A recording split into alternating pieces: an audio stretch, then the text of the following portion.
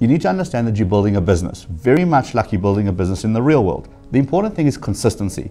If you're going to blog once a week, that's fine, but then blog once a week. If you're going to blog once a day, stick to blogging once a day.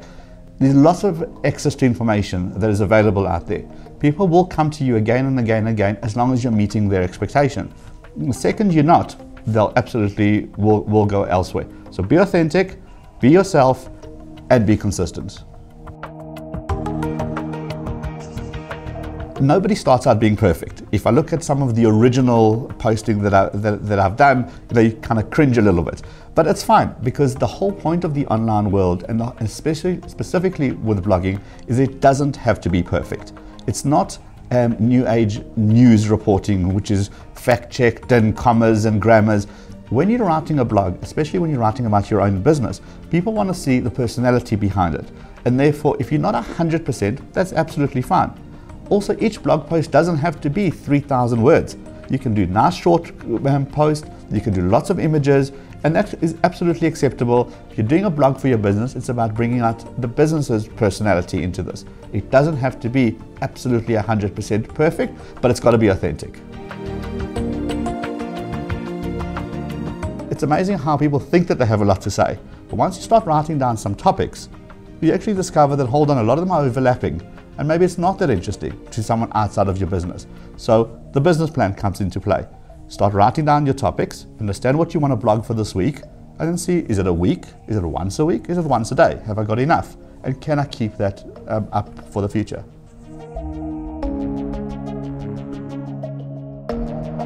If you're a fashion blogger and then every Saturday night you go out there with your camera and you shoot, then once a week is fine.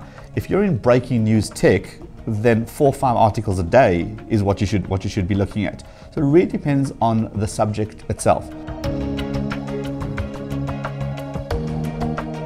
The important thing is that once the post is out, you want to let as many people know about it as possible so that they could read it, get some value, give you some comments, some feedback. You can make changes if you need to, but then hopefully they will find enough value that they themselves will share it. It's also okay to post the same news item or the same blog post multiple times.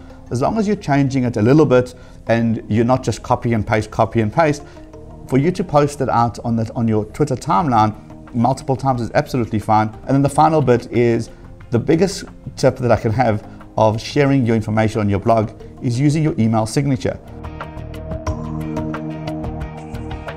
Small businesses need to set goals in play, and in order to understand how successful something is versus how unsuccessful it is. But those don't necessarily have to be comparable to those big brands which have got hundreds and thousands of likes or hundreds and thousands of followers. You're in a different space. You're trying to cater to a very, very different audience.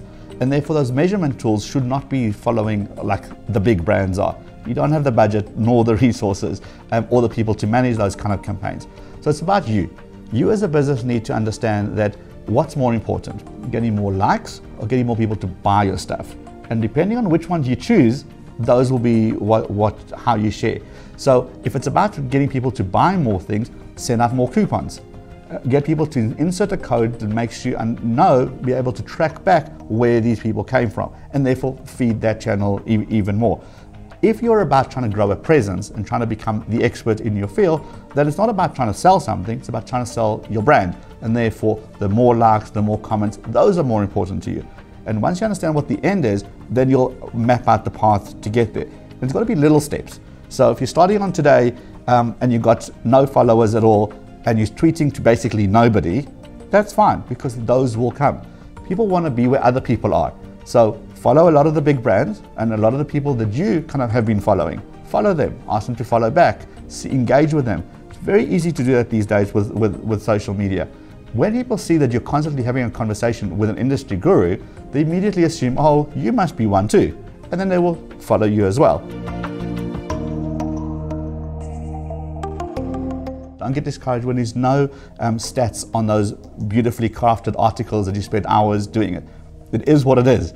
Those are all good for SEOs. The nicer the article, the longer that it's online, the longer the search engines like it, the more people that will link into it, the better it ranks for you.